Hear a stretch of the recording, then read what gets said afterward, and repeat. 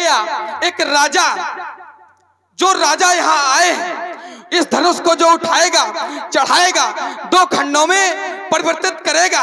अरे जानकी उसके गले में जयमाल डालेगी।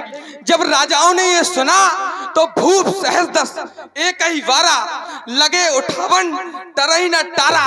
अरे 10,000 राजा एक साथ लग गए, लेकिन ये अजगर नहीं उठा।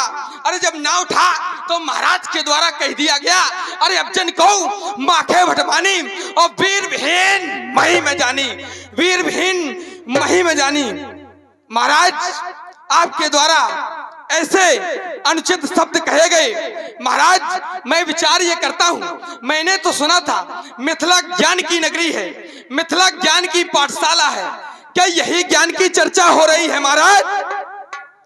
क्या यही ज्ञान की चर्चा हो रही है? अरे जहां गार्गी जैसी वित्सी महिलाएं, अष्टावक्र जैसे गुरु विद्वान रहते हो, भला उस ज्ञानियों की नगरी में एक ज्ञानी राजा के द्वारा अरे छत्री सभा के मध्य ये वक्तव्य रखा गया कि जाओ चले जाओ, अरे जाओ चले जाओ कायरो। ये महाराज जनक जी कह रहे हैं, क्यों बैठे हो यहाँ पे? चले जाओ, चले जाओ यहाँ से। तजहु आस निज निज गृह जाहू, लिखा न विधि बेदई विवाहू। अरे चले जाओ यहाँ से।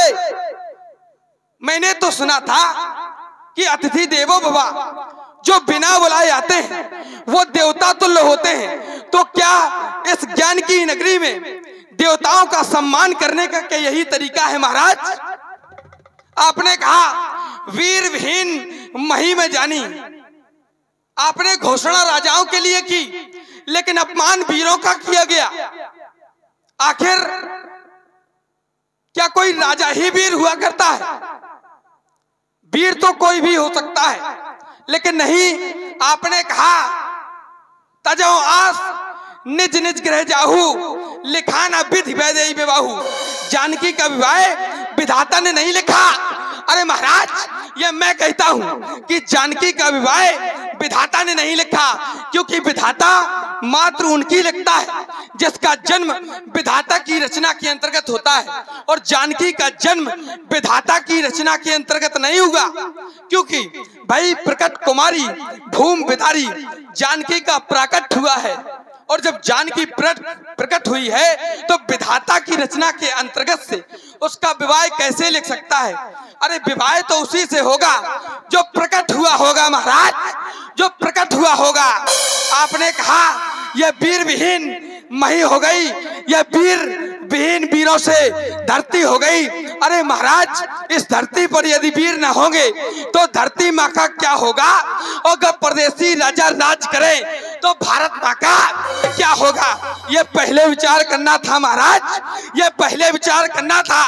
प्रण पूरा ना हो पाएगा, अरे होगी हानि इस वसुंधरा पर, ये अजगौना उठ पावेगा। अरे बोलो विदेह तो बदलो विधान, जब भक्ति का नहीं रखोगे ध्यान तो तुम्हारी शक्ति का फिर क्या होगा? अगर राजा रानी श्रापित हैं तो गंगा माँ का क्या होगा? अरे तालाब बने बैतरणी तो, तालाब बने बैतरणी तो फिर गंगा माँ का क्या होगा? अरे परदेसी राजा राज करें तो फिर भारत माँ का क्या होगा? अरे सच्चे योद्धा सच्चे छत्री अपमान नहीं कर सकते हैं, और जिनको सुनने की चाव नहीं वह चुप कैसे रह सकते हैं? रघुवीर राम जी के होते ये अंचित वाणी कह डाली, ये शब्द वज्र से लगते हैं। पृथ्वी वीरों से है खाली, पृथ्वी वीरों से है खाली। अरे रघुवंशियों में यदि कोई भी एक वीर सभा के मध्य होता है तो संसार में कोई ऐसा माई का लाल नहीं जो ऐसा कह जाए। महाराज जनक जी के द्वारा ऐसे कठोर वचन कहे गए। महाराज कही जनक जति अंचित वाणी, विद्वान रकुल मनि जानी। अरे सुनो भानुकुल पंकज भानु, कहो स्वभाव न कछु अपमानु। अरे जो तुम्हार अनुशासन पावो तो कंधों के ब्रह्मांड उठावो। काचे घाट जिमदारो फोरी सकौ मेट मूलक जिप्तोरी, ताप प्रताप महिमा भगवाना। अरे को बापरो ये पिनाक पुराना नाच जानिए सायु सो, अरे कौतुक कलो बिलो के सो, कमल लाल जिम चाप चढ़ावो, जो जन सत प्रमाण लेता आवो। यदि इतना ना करूं तो आज मैं ये घोषणा करता हूं, अपने अभिमान के वशीभूत नहीं प्रभु अभिमान त्याग कर कहता हूं, अरे आदेश आपका पाऊं तो अभिमान त्याग कर कहता हूं, आदेश आपका पाऊं तो इस सड़े धनुष की क्या करना, अरे सारा ब्रह्मांड उठाऊं तो, सारा ब्रह्मांड उठाऊं तो, अरे जल को थल, थल को जल कर दो, अरे सिंधु में डुबो दूं तारों को, सुरमे की बात पीस डालूं पृथ्वी और पहाड़ों को, फिर धनुष पुराना, ये धनुष पुराना जीर्ण शीर्ण है ही किस गिनती में, अरे सैकड़ों कोस तक ले दौड़ूं, इतना तो बल इस उंगली में, इतना तो बल इस उंगली में। महाराज तोरो छत्र दंड जिम तब प्रताप बलनाथ, जो न करो प्रभु पद शपथ तो कर न धरो धनबाद, कर न धरो धनबाद, कर न धरो धनबाद। सह नहीं रघुपति लखन निवार, प्रेम सहित निकट बैठा।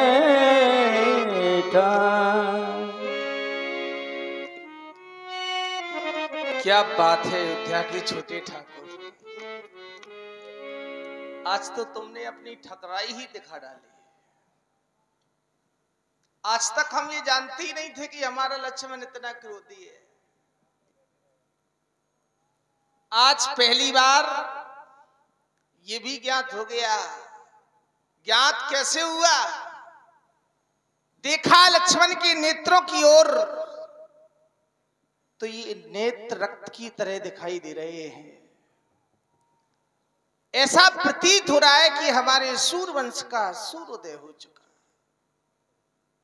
शांत हो जाओ लक्ष्मण, इतना क्रोध करना तुम्हारे लिए उचित नहीं है।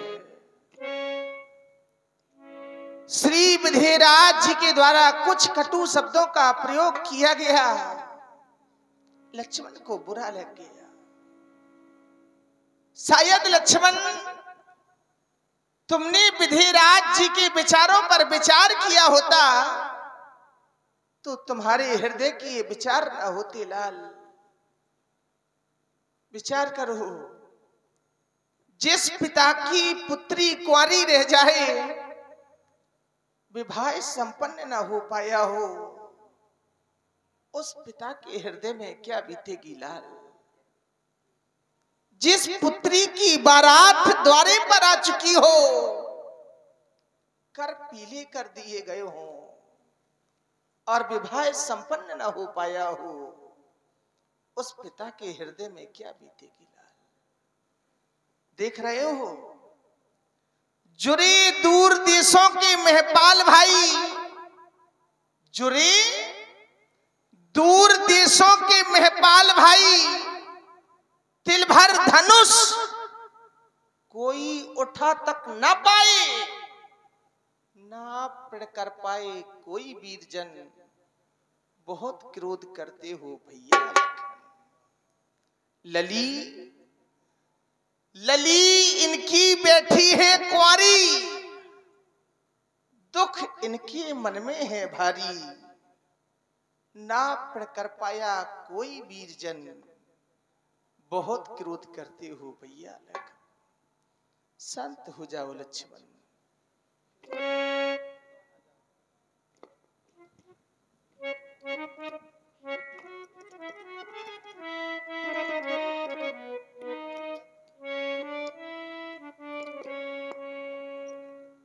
हो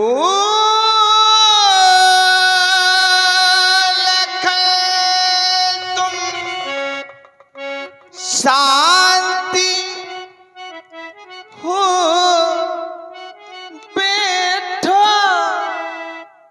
बिरथा क्यों क्रोध करते हो।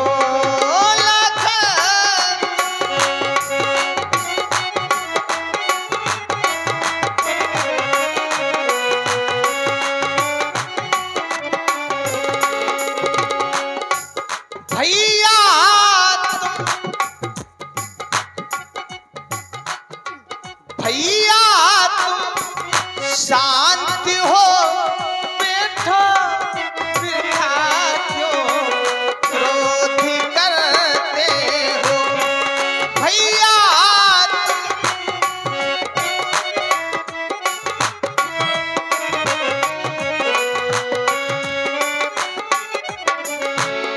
और लाल विचार करो, क्या वीरों को जन्म देने वाली ये वसुंधरा, क्या इस पर वीर समाप्त हो सकते हैं?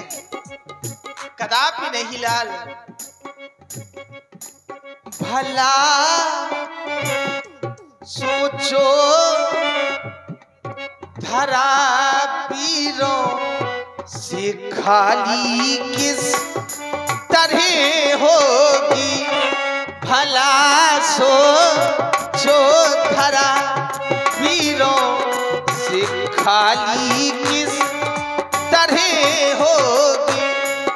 कहा है क्रोध में जो कुछ मुकुट मणि भूप है यो, हमारे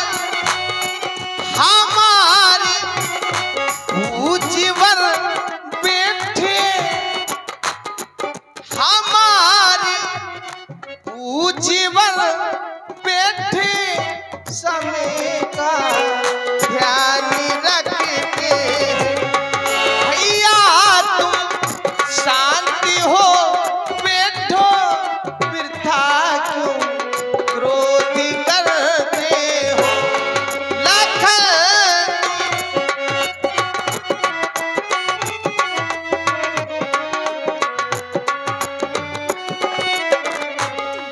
इतना ही नहीं लाल, क्या जानकी का आज पारिग्रहण संस्कार नहीं हुआ? क्या इस बात का दुख हमें नहीं है? दुख हमें भी है लाल। रही वो जानकी कुंवारी, हमें क्या दुख नहीं भैया। रही वो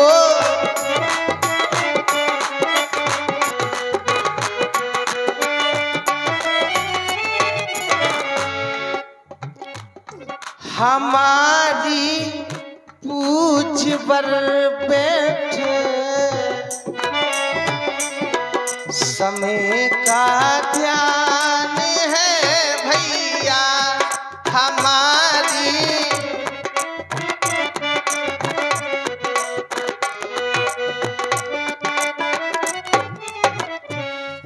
ये देते है जो ये आज्ञा, वही हम कार्य करते हैं भैया।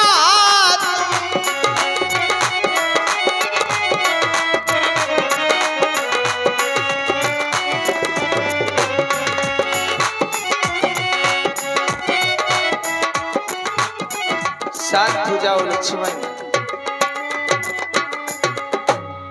वैसे प्रेम और क्रोध दोनों में 2.5 अक्षर है, लेकिन अंतर बहुत है।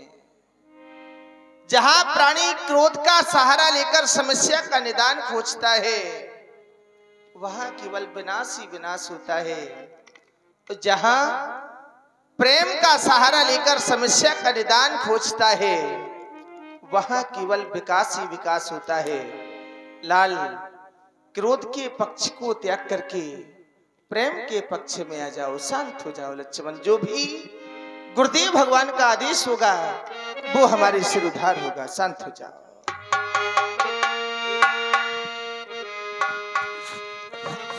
विश्वास